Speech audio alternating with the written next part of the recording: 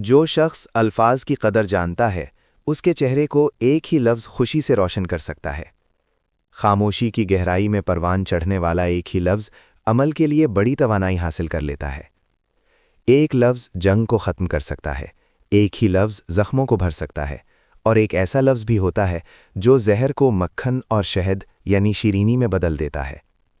اپنے اندر لفظ کو پختہ ہونے دو، یعنی سوچ سمجھ کر بولو۔ ادھورے اور ناپختہ خیالات کو زبان پر لانے سے روکے رکھو۔ آؤ اور اس لفظ کو سمجھو جو مال و دولت کی اہمیت کو مٹی میں ملا دیتا ہے۔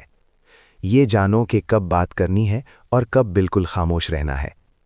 ایک ہی لفظ جہنم جیسی دنیا کو 8 بہشتوں یعنی جنت میں بدل سکتا ہے۔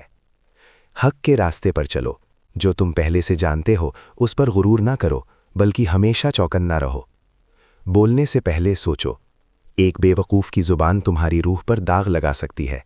اے یونس، الفاظ کی طاقت کے بارے میں ایک آخری بات کہہ دو، صرف میری میں یعنی انا کا لفظ ہی مجھے خدا سے جدا کرتا ہے۔